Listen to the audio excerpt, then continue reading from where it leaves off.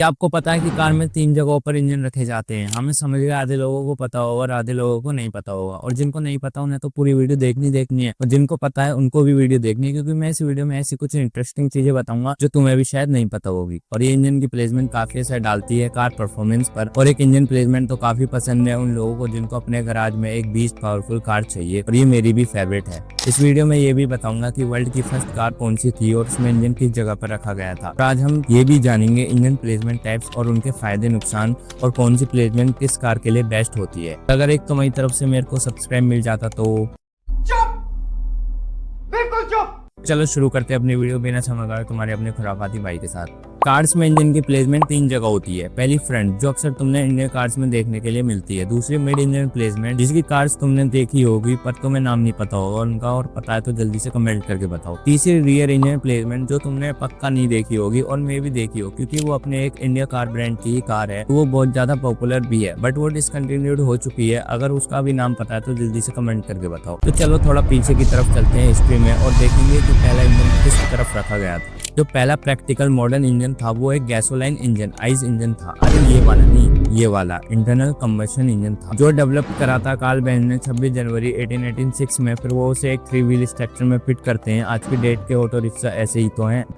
जिसका नाम रखते हैं वो अपने नाम पर, बेंज पेटेंट मोटर वैगन, जिसे क्रेडिट मिलता है फर्स्ट कार का। और इसका पेटेंट नंबर 37435 था, जो बर्थ सर्टिफिकेट था ऑटोमोबाइल का। और ये 4 व्हील इंजन था और ये पीछे रखा गया था। चलो अब आते हैं अपने इंजन टाइप पर। सबसे पहले बात करेंगे फ्रंट इंजन की। फ्रंट इंजन कार सबसे पहले 1891 में बनी थी, जिसका नाम पेनहर्ड ईटी लावेसर था, जो रियर व्हील ड्राइव सिस्टम के साथ आती थी। इसमें हमें इंजन अप्रोक्स 500 से 700 सीसी का मिल जाता था, जो हॉर्स पावर जनरेट करता था 1.2 to 1.5 bhp तक, जो स्टेट और जमाने के हिसाब से बेस्ट थी। और इसकी टॉप स्पीड भी 12 से 18 किलोमीटर प्रति घंटे तक ही जाती थी। उस टाइम के लिए ये इंजन काफी एडवांस माना जाता था, क्योंकि इंटरनल कंबशन इंजन कार्स तभी नए बन रहे थे। आज के स्टैंडर्ड से भले ही कम हो, लेकिन तब ये एक थ्रू टेक्नोलॉजी थी ऑटोमोबाइल के लिए। आज अगर फ्रंट इंजन माउंटेड कार्स की बात करें इंडिया में, तो इनका शेयर मार्केट अप्रोक्स 96% है। मतलब 96% कार जो है इंडिया में, उनमें फ्रंट इंजन ही मिलता है। फ्रंट माउंटेड इंजन पॉपुलर है कार्स में, उनके बहुत कारण है, जैसे better packaging and space efficiency. जो फ्रंट इंजन लेआउट है उनमें बूट स्पेस और कैबिन ज्यादा बड़ा मिलता है, स्पेशली अगर वो फ्रंट व्हील ड्राइव कार हो तो। और manufacturing cost and simplicity, FWD मतलब फ्रंट व्हील ड्राइव लेआउट सस्ता पड़ता है कंपनी के लिए, और इसका मैकेनिज्म भी सिंपल है। हैंडलिंग एंड ट्रैक्शन, जो फ्रंट व्हील ड्राइव लेआउट होता है उनमें हमें बेटर ट्रैक्शन देखने के लिए मिलता है, क्योंकि इंजन आगे की तरफ रखा होता है, जिसके वेट के कारण बेटर ग्रिप देखने मिलती है, स्पेशली हीली और कीचड़ जैसी जगहों पर। और ये इंजन लेआउट रोज जो ड्राइव करते हैं उनके लिए बेस्ट माना गया है। सेफ्टी के तौर पर भी ये इंजन लेआउट तुम्हें काफी प्रोटेक्ट करता है, क्योंकि इंजन आगे होने के कारण जो फ्रंटल कोलिजन्स होते हैं उनका इम्पैक्ट इंजन ऑब्जर्व कर लेता है, जिसकी वजह से काफी हद तक पैसेंजर प्रोटेक्ट होते हैं। इन शॉर्ट में देखें तो फ्रंट इंजन प्रैक्टिकल, सेफ और एफिशिएंट और अफोर्डेबल होते हैं, जिसकी वजह से डेली यूज होने वाली कार्स में ये लेआउट आज भी डोमिनेट कर रहा है 2025 में।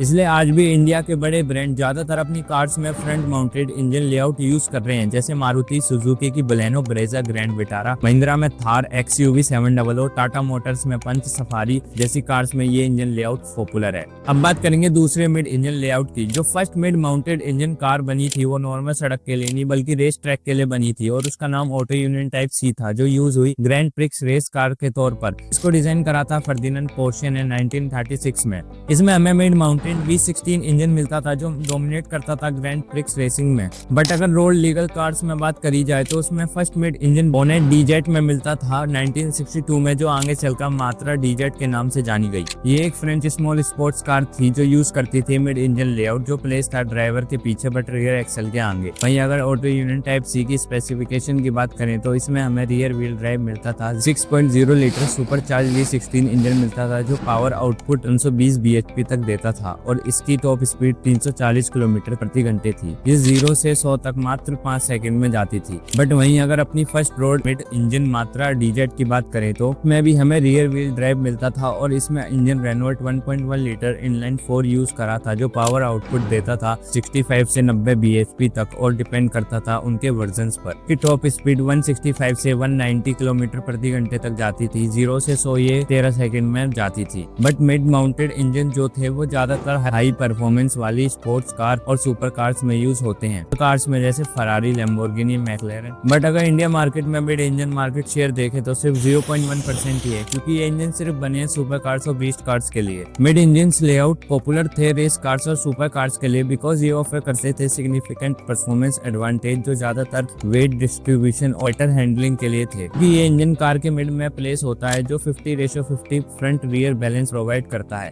जो स्पोर्ट्स कार के लिए एक वरदान है, क्योंकि ये इम्प्रूव करता है स्टेबिलिटी कार की और हाई स्पीड पर बेटर कॉर्नरिंग बैलेंस। इंजन में बेटर ट्रैक्शन मिलता है एक्सीलरेशन करते टाइम, क्योंकि इंजन का ज्यादा वेट रियर व्हील ड्राइव पर होता है। बहुत हेल्पफुल है real wheel drive performance cars के लिए। Packaging mid engine layout popular थे अपने ज्यादा कॉम्पैक्ट एरोडायनामिक डिजाइन के लिए। अगर मिड इंजन इतने अच्छे हैं तो क्यों ये लेआउट बोलेनो जैसी कार्स में नहीं आता?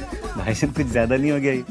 मतलब कुछ भी। रीजन फर्स्ट की बात करें तो इनमें बहुत ज्यादा कॉम्प्लेक्स इंजीनियरिंग होती है और ये मैन्युफैक्चरर्स के लिए एक्सपेंसिव भी पड़ते हैं डिजाइन के लिए। इंटीरियर स्पेस भी इसकी वजह से कम हो जाता है, जिसकी वजह से प्रैक्टिकलिटी हमें सेक्रीफाइस करनी पड़ती है और इसकी सर्विस कॉस्ट भी ज्यादा होती है और इंजन को ठंडा रखना भी हार्ड होता है। तो इसी वजह से मिड इंजन कार उन लोगों को लेनी चाहिए जिनकी प्रायोरिटी ही परफॉर्मेंस कार की है, उन लोगों को नहीं जो डेली कार से अप डाउन करते हैं। जैसे इंडिया में ये कुछ ब्रांड ही है जो मैन्युफैक्चर कर रहे हैं मिड इंजन कार को, जैसे एस्टन मार्टिन, फरारी और लैम्बोर्गिनी मॉडल्स में। अब बात करेंगे लास्ट प्लेसमेंट इंजन कार की, वो है रियर माउंटेड इंजन। जो first rear mounted engine car थी वो वाइडली कंसीडर करी गई थी बेंज पेटन मोटर वैगन, जिसकी हम ऑलरेडी बात कर चुके हैं पीछे। बट अगर इसकी स्पेसिफिकेशन की बात करें तो इसमें हमें अप्रोक्स 0.75 bhp मिल जाती थी और इसकी टॉप स्पीड 16 किलोमीटर थी। मतलब इससे भी मैं तेज भाग सकता हूँ कुछ भी।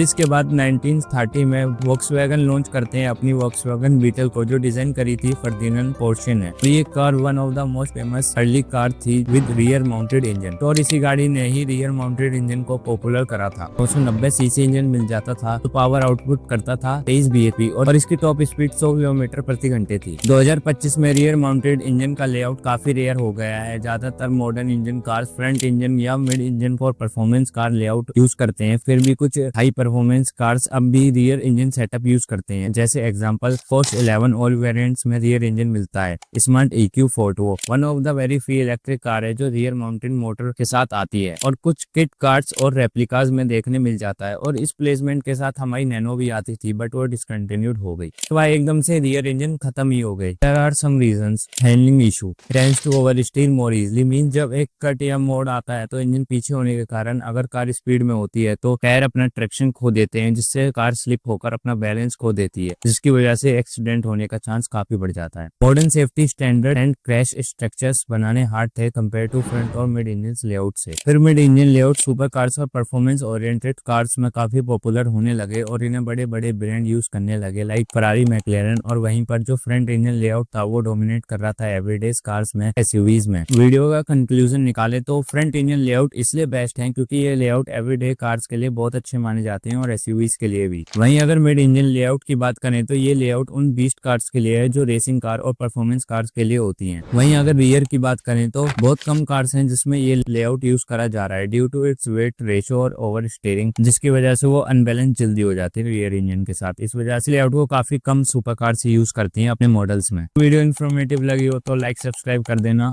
बाकी राधे राधे।